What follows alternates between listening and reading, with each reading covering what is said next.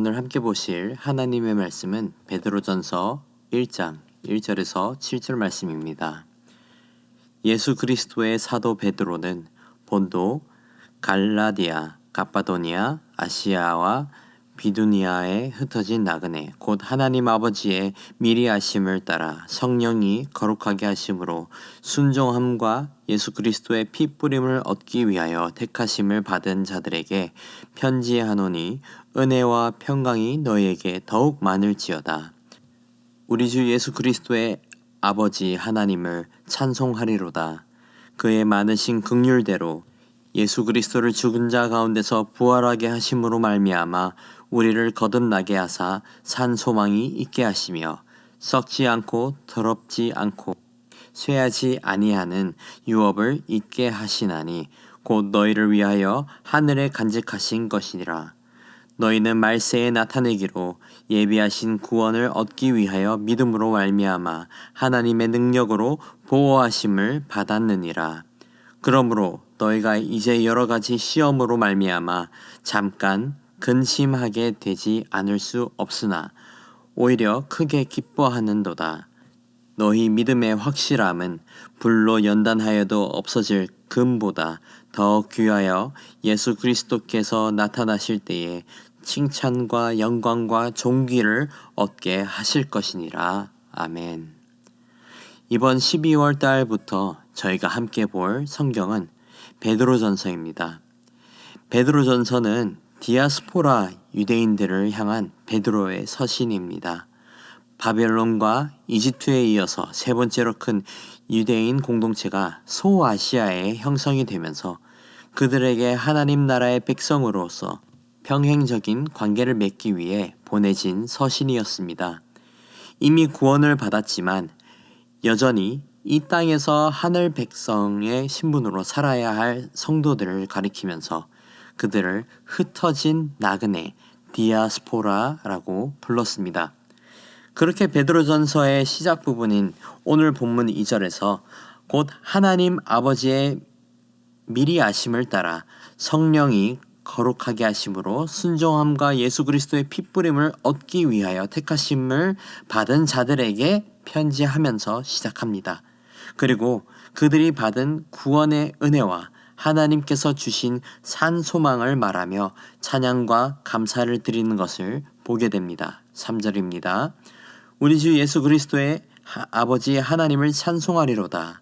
그의 많으신 긍휼대로 예수 그리스도를 죽은 자 가운데서 부활하게 하심으로 말미암아 우리를 거듭나게 하사 산 소망이 있게 하시며 3절 말씀을 보면서 우리는 예수님은 긍휼하신 분이심을 알고 부활하신 분이심을 알 수 있습니다. 그리고 그 예수님을 통해 우리를 구원하는 산 소망이 있게 하셨다고 합니다. 살아있다는 것은 죽지 않았다는 것입니다.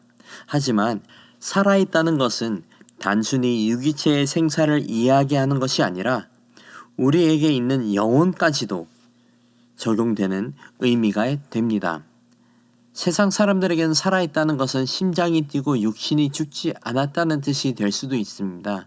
하지만 예수님을 구원자로 믿는 성도는 더 나아가 우리의 영혼의 생명까지도 생각해야 합니다. 4절에 언급한 산 소망은 영과 육의 의미로 살아있는 뜻을 말해주고 있습니다. 4절입니다.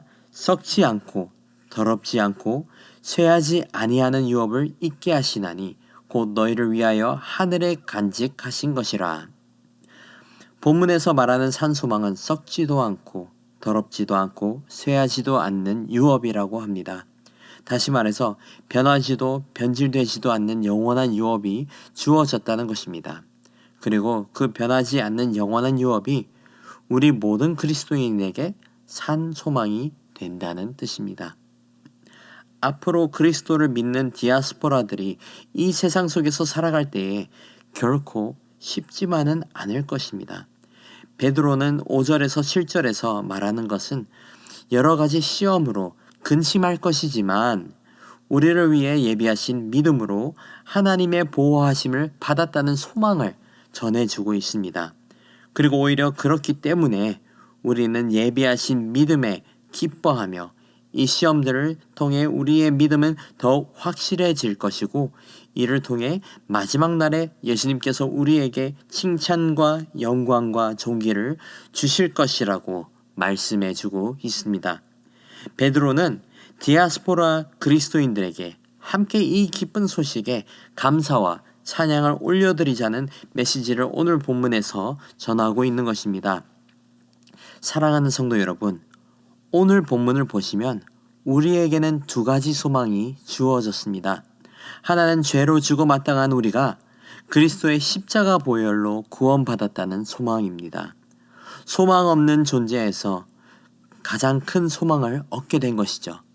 그리스도를 믿는 믿음으로 구원을 받게 되어 이제는 영생으로 옮겨져서 하나님의 자녀가 되는 권세를 얻게 되었습니다. 두 번째 소망은 바로 오늘 본문에서 베드로가 전해주는 산소망입니다. 베드로가 전하는 이 산소망은 절망스러운 이 땅 가운데 이 땅의 삶을 기쁨으로 살 수 있게 해주는 소망입니다.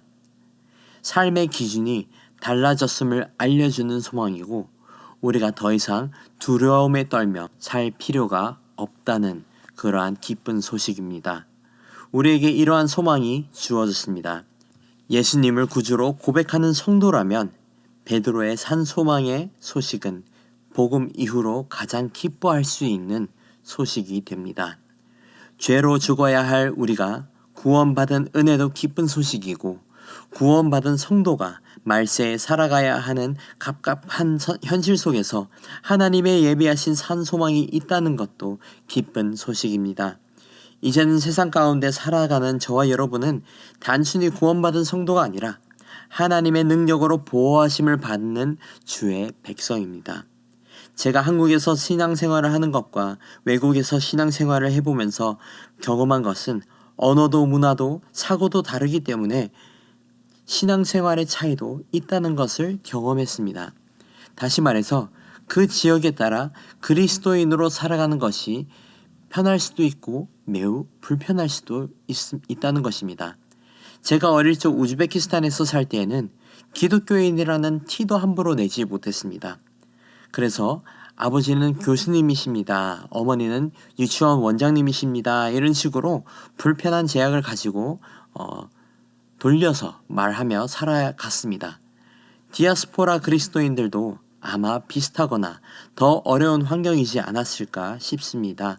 그렇기 때문에 고향을 떠나 타지로 뿔뿔이 흩어져 살아가는 나그네들에게는 베드로의 이 산소망은 희망찬 소식이었을 것입니다. 오늘 우리에게는 다르게 적용이 됩니다. 교회를 떠나 직장에서 삶의 현장에서도 우리도 모두 다 영적 나그네입니다. 모든 성도들은 세상에 속하지 않고 이 땅 가운데 영적 디아스포라로 살아가고 있는 것입니다. 사랑하는 성도 여러분, 베드로가 세상 모든 나그네에게 전하는 이 산소망을 붙들고 살아가기를 간절히 소망합니다. 우리에게 주시는 이 산소망은 큰 은혜이고 우리가 세상 속에서 살아가면서 반드시 필요한 신앙 요소입니다. 이 은혜를 감사하며 베드로가 7절에 말씀한 것처럼 예수 그리스도께서 나타나실 때에 칭찬과 영광과 존귀를 얻게 할 것을 믿으며 살아가는 저와 여러분이 되기를 축복합니다. 기도하겠습니다. 우리를 구원하시고 우리를 보호하시는 하나님 아버지 감사합니다. 구원받은 주의 자녀 되어서 혼란스러운 세상 가운데 살아갈 수 있는 믿음을 허락해 주심에 감사드립니다. 아버지, 우리가 세상 속에서 나그네로 살아갈 때에 주님께서 주신 산소망을 붙들고 믿음을 더욱 확증해 나가며 살아가기를 소망합니다. 우리를 불쌍히 여겨주시고 늘 간절한 마음으로 주를 구하며 살게 인도하여 주시옵소서. 감사합니다. 사랑합니다. 이 모든 말씀 살아계신 우리 주 예수 그리스도의 이름으로 기도드리옵나이다. 아멘. 이 시간 말씀을 붙들고 기도하시면서 주간 기도 제목으로 훈련과 교육을 위해 기도하시겠습니다.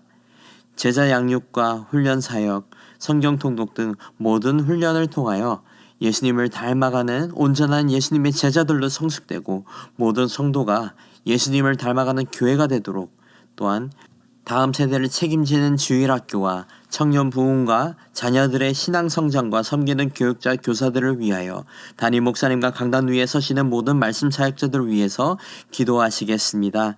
다 기도하신 후 각자 가지고 나오신 기도 제목들로 기도하시다가 자유롭게 처소로 돌아가시겠습니다. 기도하겠습니다.